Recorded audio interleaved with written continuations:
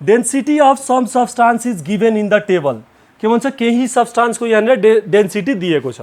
के छ x को 11, y को 8, z को 0.9 यस्तो यो डेन्सिटी दियो है। अब सोध्दैछ which substance will have the least volume if equal masses of all are taken.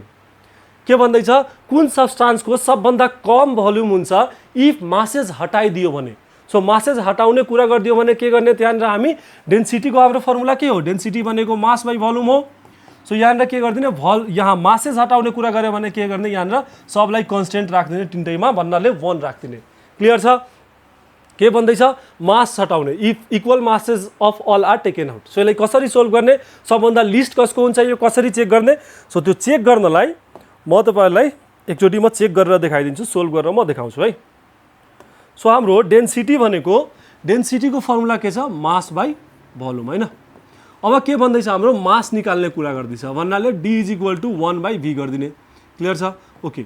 So अब 4x को लागि एकचोटी क्याल्कुलेट गर्ने देन आफ्टर 4y को लागि क्याल्कुलेट गर्ने देन आफ्टर 4z को लागि क्याल्कुलेट गर्ने हाम्रो तीनटै सब्सटान्सको लागि। सो यहाँनिर ध्यान दिने तीनटैको डेन्सिटी कति छ हामीसँग।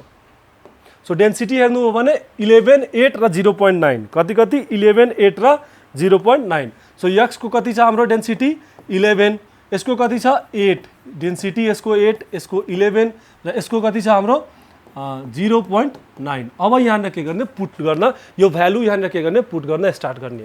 So d = 1/v। So density हाम्रो कति 11 = 1/v। सो यहाँबाट के गर्न सकिन्छ यो यता गएर मल्टिप्लाई भयो। सो 11 v = 1 भयो। सो v = 1/11 भयो यहाँनिर। अब यसको भ्यालु निकाल्ने इन द सेम वे यहाँनिर गऱ्यो भने हाम्रो d = 1/v यहाँनिर डेन्सिटी कति छ 8 = 1/v। यहाँबाट v को निकाल्यो भने v = 1/8 हुन्छ। इन द सेम वे यहाँनिर गऱ्यो भने d = 1/v। सो d को हाम्रो कति छ यहाँनिर 0.9 = 1/v। सो v = 1/0.9 गर्न सकिन्छ। अब यो तीनटैको के गर्ने भ्यालु निकाल्ने एकचोटी म यसलाई सोल्भ गरिदिन्छु। 1/11 भनेको हाम्रो यो प्रब्लम एकदमै इम्पोर्टेन्ट छ है यो एकदमै इम्पोर्टेन्ट छ। सो 1/11 भनेको हाम्रो 0.090 हो।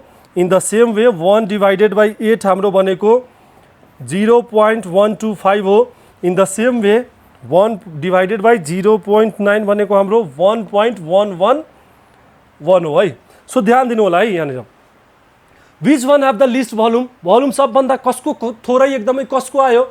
सो यहाँनिर कसको आयो x को आयो 0.90। सो यहाँनिर के गरिदिने अब सोल्भ यहाँनिर यसको एन्सर लेख्दाखेरि के लेख्ने यहाँनिर which substance will have the least volume substance x will have the least volume why because density is inversely proportional to volume. यो रिलेसन सो गरिदिने। इन द सेम वे भन्दैछ which substance will have the least mass if equal volume of all is taken out. अब के भन्दैछ least mass if equal volume is taken out. अब equal volume taken आउटको कुरा गर्दैछ हैन इक्वल भोल्युम निकाल्ने कुरा गर्दैछ। सो हामीलाई थाहा छ density is equal to mass by volume. So यहाँनिर density is equal to mass by volume निकाल्ने कुरा गर्दैछ 1 गरिदिने भन्नाले d = m भयो। सो 4x फेरि same in the same way पहिला जस्तै यो सबै रफमा गर्ने है तपाईहरु 4y in the same way 4z हाम्रो डेन्सिटी कति हो x को डेन्सिटी 11 y को डेन्सिटी 8 z को डेन्सिटी हाम्रो कति 0.9। अब हेर्ने अब यो d = m हैन। सो d हाम्रो कति हो यहाँनिर d हाम्रो कति हो d हाम्रो हो d = m भन्नाले d हाम्रो यहाँनिर 11 आयो = m। यो हाम्रो मास यहाँनिर 11 भयो। इन द सेम वे यो हाम्रो के भयो 8 = m यहाँनिर हाम्रो के भयो 8 भयो यहाँनिर 0.9 = m यहाँनिर। अब हेर्ने कसको सबभन्दा यहाँनिर सबभन्दा थोरै मास यहाँनिर कसको छ। सो सबभन्दा थोरै मास के छ z को छ। सो यहाँनिर के गर्ने अब यसको सल्युसन लेख्दाखेरि के लेख्ने यसको एन्सर लेख्दाखेरि which substance will have a least mass. So सबभन्दा थोरै मास कसको हुन्छ z को हुन्छ why because the density is directly proportional to mass. Clear छ okay so in this way यो टाइपको प्रब्लम सोल्भ गर्ने अर्को एउटा डेन्सिटीको एक दुईवटा म प्रब्लम अझै म तपाईँलाई डेन्सिटीको अहिले गराइदिरहेको छु सो द्याट तपाईँको डेन्सिटीको प्रब्लमहरू अझै क्लियर हुन्छ कन्सेप्ट नि अझै क्लियर हुँदै जान्छ बुझ्नुभयो okay so moving toward the next problem